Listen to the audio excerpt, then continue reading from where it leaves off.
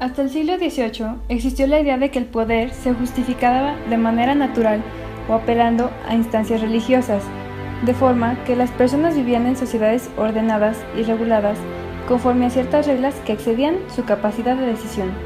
Así, el rey lo era por gracia de Dios o los esclavos lo eran por naturaleza.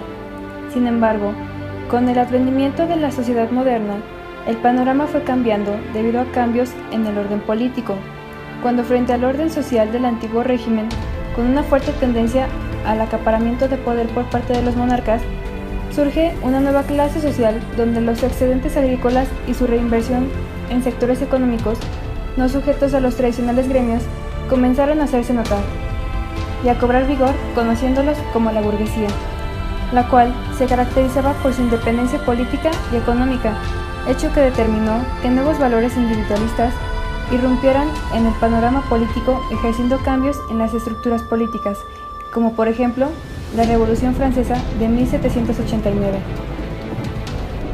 También se suscitaron cambios en el orden geopolítico, dado que a partir de la llegada de los europeos al continente americano, la expansión de la cultura política occidental también tuvo lugar. Tras los procesos emancipatorios americanos, fue necesario articular un nuevo modelo político, los estados y naciones americanas, puesto que el modelo dinástico monárquico europeo era inservible. Se inició así un intenso proceso cuyos resultados retornaron al viejo continente, como por ejemplo con la independencia estadounidense de 1776. El antiguo régimen es conocido como régimen monárquico o feudal y está fuertemente caracterizado por la fragmentación del poder en diversas instancias y relaciones comunitarias de dependencia. El contractualismo es una doctrina filosófica jurídica que sostiene que la sociedad y el Estado nacen de un pacto.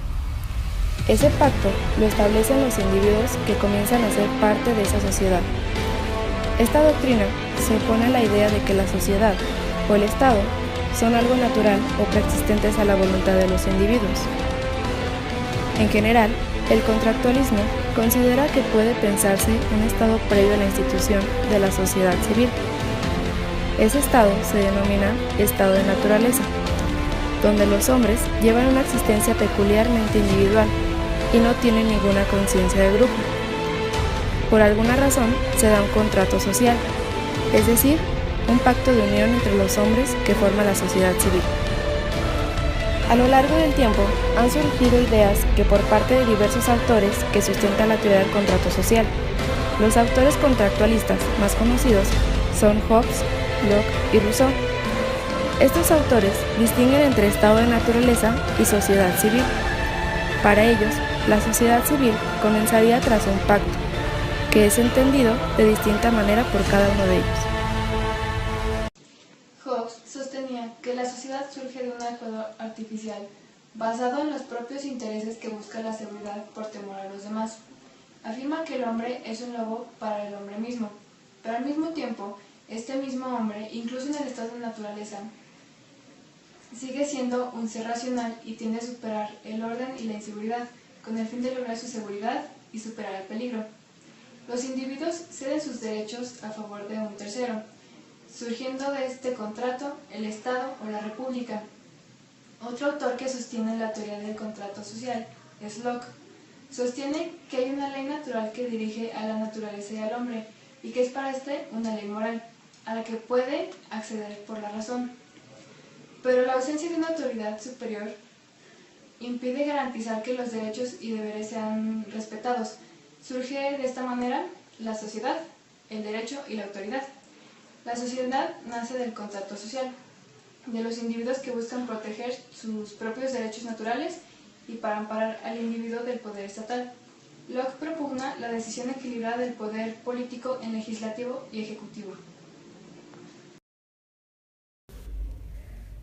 David Hume y Karl Marx son uno de los principales autores que desmienten la teoría del contrato social. Hume esgrimió 3 tipos de argumentos contra ellos. 1. Histórico. El contrato social no tiene ninguna prueba histórica de haber existido. En consecuencia, no puede ser presentado como sustento del Estado. 2. Filosófica. No es el deber, sino el interés, lo que mueve a los hombres para formar la autoridad política. 3. Social. En la conciencia del pueblo no hay traza alguna del susodicho contrato. Hume considera que un mecanismo como el del contrato social es incapaz de fundamentar la transición del estado de naturaleza al estado cívico-social. La razón es la siguiente. Si nos preguntamos por qué tenemos que ser obedientes con relación a las normas y leyes que la autoridad política establece, la respuesta desde el contractualismo es clara. El contrato social nos compromete a dicha obediencia. Sin embargo, cabe preguntarse, ¿por qué tenemos que ser fieles y obedientes al contrato social?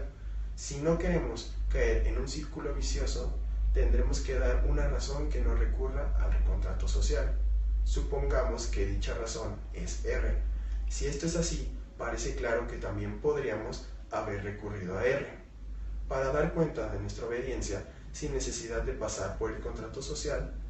Si eso es así, el contrato social no tiene ningún cometido. Marx piensa que el contractualismo vende la idea de que el individuo libre y racional es un dato de la naturaleza y no un producto de la propia historia humana. Marx piensa que el contractualismo vende la idea de que el individuo libre y racional es un dato de la naturaleza y no un producto de la propia historia humana. El hombre no solo es un animal sociable, sino un animal que solo en sociedad puede aislarse. De este modo, vemos cómo la idea contractualista de un supuesto paso del estado de naturaleza para el estado civil se revela a los ojos de Marx como una falacia que no hace derivar la totalidad social a partir de la suma de partes. Cuando todos estén dispuestos a aceptar el contractualismo, debe de haber un pacto entre todos para poder buscar esa paz que se intenta lograr con el contrato social. Al aceptar este orden, que establece como necesario la ley natural, habría una renuncia al derecho natural. Para Hobbes, el derecho natural es equivalente a la libertad total que cada hombre tiene de usar el poder, propio de la naturaleza humana. Si no se acepta la teoría del contrato social, concluiríamos que el hombre no siempre vivió en un estado de naturaleza salvaje, sino que aprendió a socializar y a vivir en paz sin necesidad de un contrato en el que se cedan los derechos y deberes a un tercero. En definitiva, si aplicamos la hipótesis del contrato social, resulta que llegamos a la conclusión de que dicha hipótesis es falsa, salvo que queramos aceptar la teoría que dice que el contrato social se fundamenta en el propio contrato social, lo cual nos llevaría a un círculo vicioso manifiesto. Desde un punto de vista contractualista, la naturaleza es un instinto de conservación al que cada uno tiene derecho, pero la consecuencia de este es un enfrentamiento entre las personas, es decir, una guerra. El ser humano, por naturaleza, es una bestia. Hubo una época en la que los individuos no disponían de un poder superior, y estas tendencias dominaban las relaciones entre las personas, manteniéndolos en una guerra de todos contra todos. Es por ello que se plantea un contrato social que nos habla de un pacto. Ese pacto lo establecen los individuos que comienzan a ser parte de esa sociedad dirigida por el Estado. De acuerdo a lo anterior, el hombre no nace con un instinto natural a la sociabilidad, más bien es un ser egoísta y aislado. Lo que Hobbes quiere decir al hablar de guerra de todos contra todos es que allí donde se verifican las condiciones que se caracterizan al estado de naturaleza, este es un estado de guerra de todos. Si hubiese existido en todos los tiempos y en todos los lugares, la humanidad hubiese desaparecido desde hace tiempo. Podemos concluir que el contractualismo sostiene que la sociedad y el Estado nacen de un pacto. Es fundamental mencionar que la ley que domina la relación humana es la ley de la naturaleza, por lo que los débiles están a merced de los más fuertes. No hay justicia ni principios morales, y para evitar este estado de desigualdad se ha impuesto una ley por encima del individuo organizada para institucionalizar la justicia. El nuevo orden social es un contrato por el cual los individuos renuncian a ser naturalmente libres. Así, el poder debe ser absoluto para evitar que los integrantes de la comunidad se enfrenten, no renuncien a su libertad natural y se vuelva a la naturaleza humana.